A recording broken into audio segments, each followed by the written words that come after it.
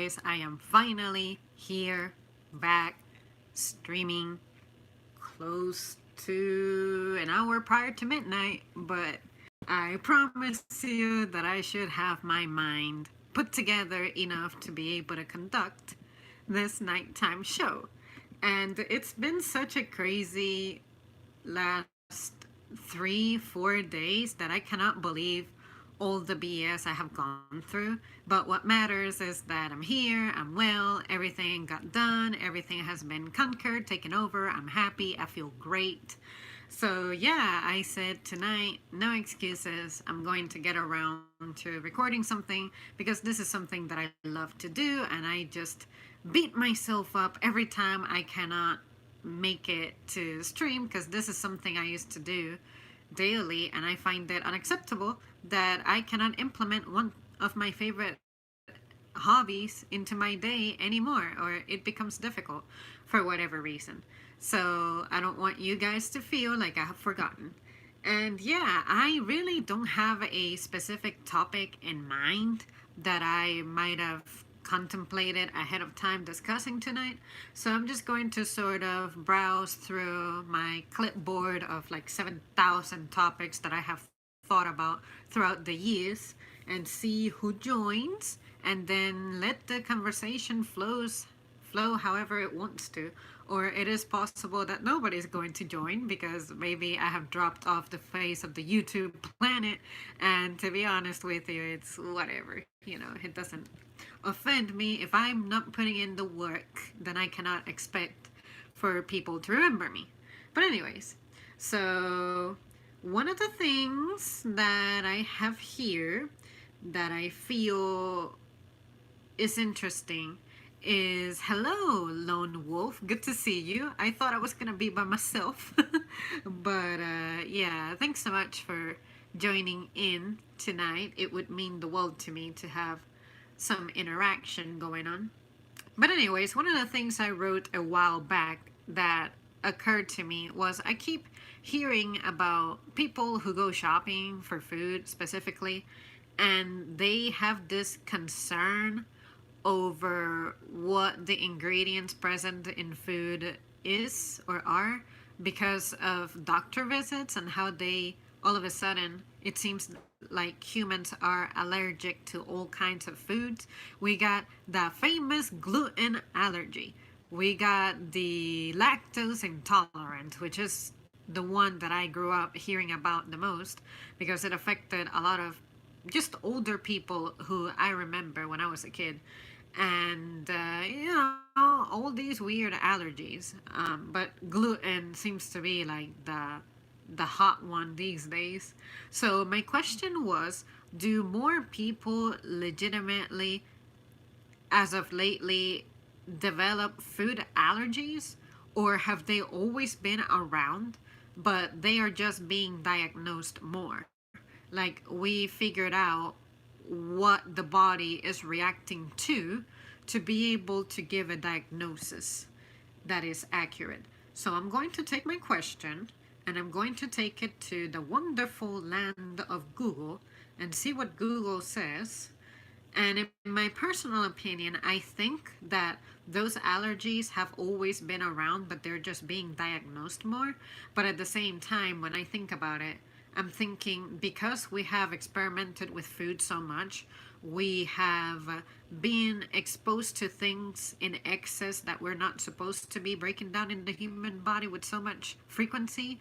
So maybe that's what's making us get sick. But, anyways, let's see what we have. BBC has why the world is becoming more allergic to food. Uh-huh. Anyways, I saw some comments coming in, so let's see. I'm not really sure, to be honest. Well, let's find out. The BBC says around the world, children are far more likely than ever before to develop food allergies. Of course, there's sesame, peanut allergy, or nut tree allergies. Oh yeah, I remember that one girl. There was this one British teenager, Natasha Etnan Leperouse, who died after eating a baguette containing sesame seeds. I remember that mess was trending like years ago. What causes an allergy? An allergy is caused by the immune system basically overreacting um, to allergens. These innocent substances become targets, leading to allergic reactions. Symptoms range from skin redness, blah blah blah. We're not really going to discuss the symptoms. Some of the most common foods that are triggers are milk, eggs, peanuts, tree nuts, sesame, fish, and shellfish, which I personally have a shellfish intolerance. I can eat shellfish, and maybe after like two bites of it, I'll start feeling kind of sick. But as a kid, I really didn't mess with it. And it wasn't until my late adolescence that I started having problems specifically with shrimp. That's the only one I ever messed with. So I guess as I get older, it might turn into a legit allergy. But I feel like I inherited that from my father because my mom said that he actually does have a shrimp allergy of some sort, or I guess intolerance. I cannot call it an allergy if he never really actually lands at the hospital. Because I feel like to have an allergy is like a severe reaction. To have an intolerance is that you experience discomfort, but it's nothing life threatening. Whereas an allergy, for the most part, every case that I hear is life threatening. But, anyways, um, where are food allergies likely to occur? Uh, it has increased over the past 30 years in industrialized societies, particularly. Let's see. There was a five-fold increase in peanut allergies in the United Kingdom from 1995 to 2016. And then Australia has the highest rate of confirmed food allergy. I did not know that. I thought it would be the US because we do everything worse. One study found 9% of Australian 1 year olds had an egg allergy, while 3% were allergic to peanuts. Now that sounds small, but I guess we gotta consider how big is Australia when it comes to population density? Or, well, the population in general. I don't think it's one of the top three most inhabited countries or continents, I guess. Continents in the world. Every time I discuss Australia, I'm just never sure what to call it. I grew up being taught that Oceania is the seventh continent, or one of the seven continents, but some people will definitely debate that, and I debate that. I still consider Australia as a continent because that's what I heard the most. But anyways, let me catch up with the comments. Perhaps I believe vegans talk about this kind of stuff all the time. Yeah, I feel like, yeah, definitely. That's the one food group, I guess, that is the most passionate about this discussion. Because, they have a very strict diet, I guess. um, I can eat pretty much anything. You are looking amazing tonight. I appreciate it. 16. Yep, 16. I have a severe shellfish allergy. My throat closes and I cannot breathe. Yep, yep. That's usually how allergies to food manifests. It's like a very severe, life-threatening reaction. Yeah, that stinks. I hope you don't experience episodes like that. But I imagine you gotta be extra careful and read things very closely to make sure that nothing had the potential of coming into contact with anything you're eating. Like cross contamination, that seems to be a big issue. Migrants appear to show a highest prevalence of asthma and food allergy. What? Some possible explanations. That's what I came here for. There is no single explanation for why the world is becoming more allergic to food, but science has some theories. My personal theory is all the additives that we have been messing with lately. One is the improved hygiene is to blame, as children are not getting as many infections. I never considered that. True, because, like, our immune systems are not training to fight things. I guess you're becoming immune to foods because you're not getting exposed to foods quite as much, but maybe you need to expose yourself to pathogens outside of food to be able to like break it down. I'm trying to use whatever little bit of understanding of the human body I got to like draw a conclusion before I read further. I just like to see that. I love to see how wrong I am or how well I can predict where this is gonna go. But anyways, um parasitic infections in particular are normally fought by the same mechanisms involved in tackling allergies. With fewer parasites to fight, the immune system turns against things that should be harmless. Another idea is that vitamin D can help our immune system develop a healthy response. I hear that pretty much everybody has a vitamin D deficiency, making us less susceptible to allergies. Most populations around the world do not get enough vitamin D for several reasons, including spending less time in the sun. Because, see, the thing about the spending time in the sun part is that it gets promoted from a certain window, like let's say from the moment the sun rises until like 10, and then between 10 until maybe 5, that sun is considered harmful, and then from 5 until sundown, I guess, it's okay to be outside and being exposed to sunlight. So I think most people are afraid of the sun, to tell you the truth.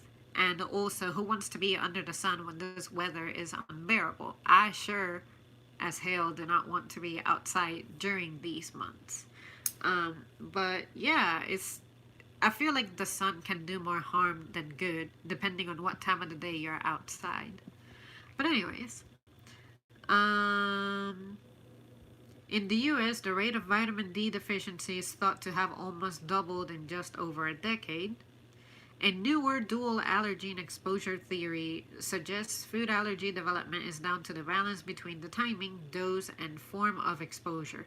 Maybe they need to create our phones to have a display that, like, what do you call it? Directs vitamin D towards your face every time you expose to it. But then again, if you look at your phone a lot and it is shooting vitamin D at you, it's like only your face is getting the benefit. I would imagine your upper body is the only thing that's going to absorb the vitamin D. So, do you have to have your whole body exposed to the sun, or does a portion of your body getting exposed to it does the job well enough? See what I mean? But anyway, a newer dual allergen exposure theory suggests food. Yeah. I was trying to reread that to see if I could come up with something else, but no. Anyways, for example, the development of the allergy antibodies can take place through the skin, particularly through inflamed skin in babies with eczema. But it is thought that eating trigger foods during weaning can lead to a healthy response and prevent the allergy developing because the gut's immune system is prepared to tolerate bacteria and foreign substances such as food. So technically, what this is making me believe is that you inherently think of food as an invasive thing, an enemy, but your body just learns that it needs the nutrients present in foods in order to function.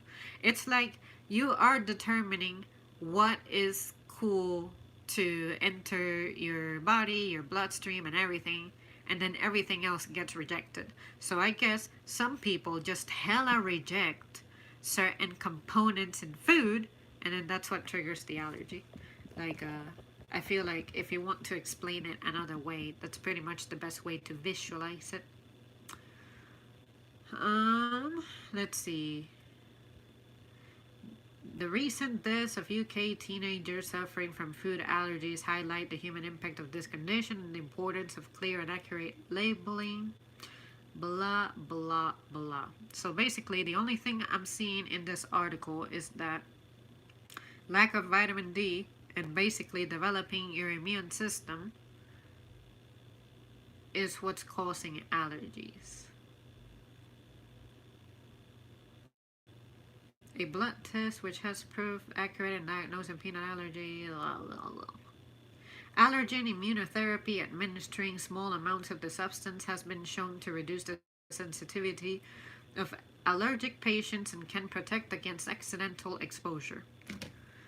So I guess every child ever needs to be exposed to a small amount of every food ever. But it's like a vaccine. I guess immunotherapy is like your food is the pathogen. Any kind of food is a pathogen to you.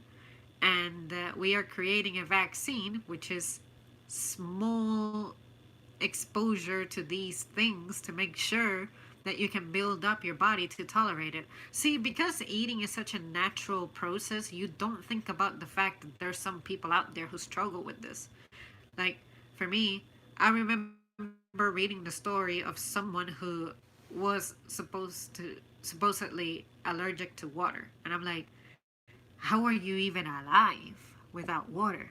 So I guess they get supplemented with water in other forms. But that was such a rare thing. Anyway, let me see what the comments are saying before I get too carried away. Uh, I I am also allergic to chocolate. I remember you saying that. Cancer, you're beautiful. Thank you. Maybe most of the body. Wait, what? Water? Yeah, there was someone allergic to water. Oh, but you don't have to take my word for it. Let's look it up. I think that has a name too. Urticaria. It's an allergy, although it is not a true histamine releasing allergic reaction like other forms of allergies. Here's what happens: are composed of around an average, some of you get food, have a leader right next to my foot to make sure that I'm talking midstream like I've been doing. Alan was diagnosed with aquagenic allergy. In 2013, her allergy to water means she has to limit her cleaning rituals to 5-minute showers twice a week. Cut her hair short and became a vegetarian and drink water. But if there's one thing I have learned since getting this is that we all have fruits and vegetables with high water content and often opt for drinking diet. I can live without the coffee and that would affect me. It's like allergic to water. They say that you're where everyone who has an immune system that sucks just, problem. A new study reports that their fears are likely unfounded. So this article is just shutting down on you. It's all in your head. But anyways, let's see what it actually said. The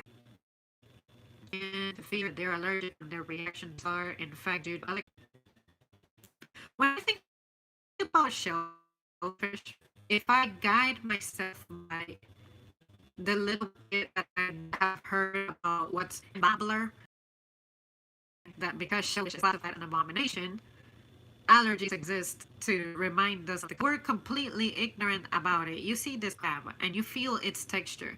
It's not fleshy unless you know where to look for the flesh, from what I understand. So it just looks like something that's unnecessarily difficult to consume. So I guess most humans would probably skip on it if you had the opportunity to choose what the hell you're going to eat. Like if I saw a crab, if I have a crab leg, every time I see it, I'm like, what do I do with this? Even a thing. It's unclear as to why so many adults are allergic to shellfish and how to prevent the development of allergy. We need more studies to clarify why shellfish allergy appears possible. That with our environment, these shellfish creatures living in the ocean, you are what you eat. So maybe whatever kind of life as the consumer. So maybe these little creatures just when they do their jobs of cleaning up oceans and stuff, there's like a chemical built up and immune defense too. Does that make sense? It's like some people are more tolerant and advanced than others, and there's other people who are just more sensitive to it. So that's just what I think. I think we need to figure out how it is that these creatures taste so that they can try to like come up with a conclusion. That is what I grab this, and then I'm gonna move on from the topic. Well, I'm fighting germs. The so-called hygiene hypothesis posits such as antibiotics or acid mental changes in patients coming into her office in the coming decades. The warmer climate spring, but with the heat. Hi Zambri. Hey Jordan.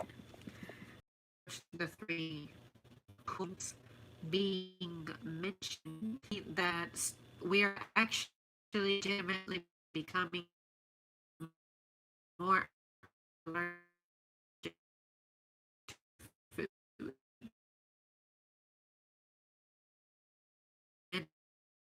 It's not just that we have an issue with gluten, issue with everything. But gluten definitely the one I hear the most about. How prices people more. I thought it would be gluten.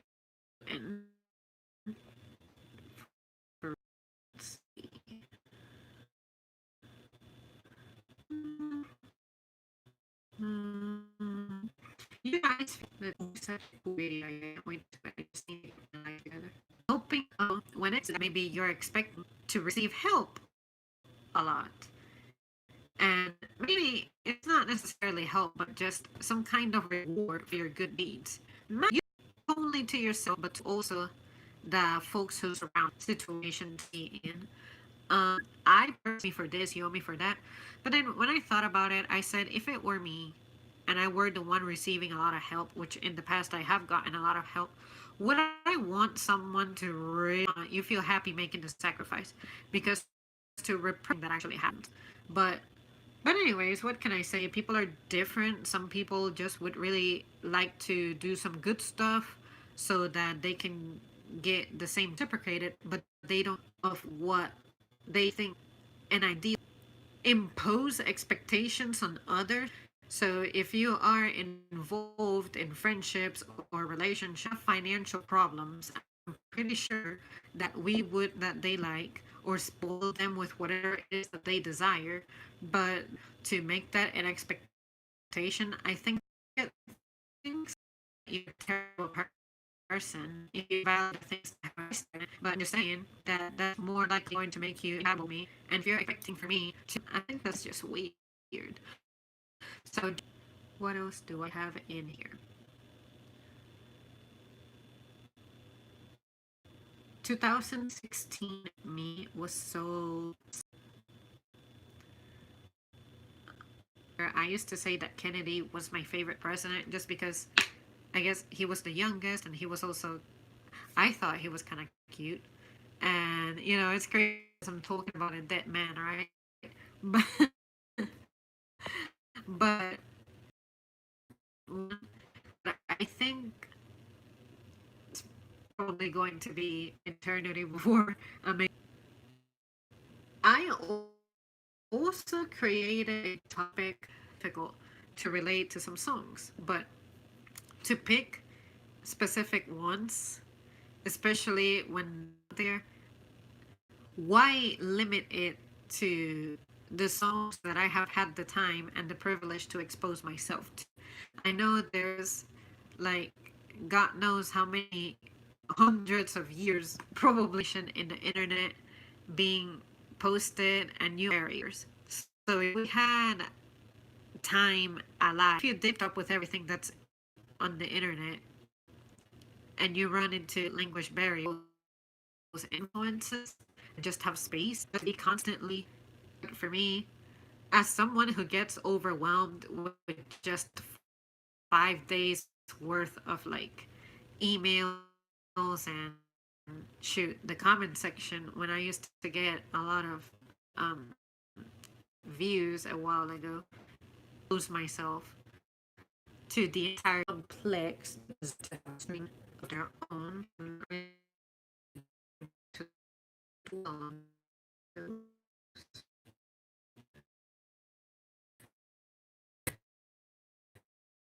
It's like one thing as a kid that I don't care for now.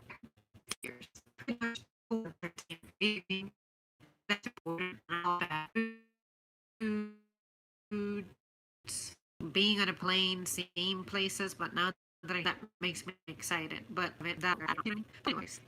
But well, you guys, I'm going to want to start discussing what's been going on, draining and depressing, and I just want to leave it for me to face that stuff.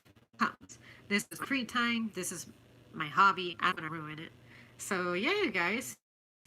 But anyways, it was good to see y'all, and that's just because when I think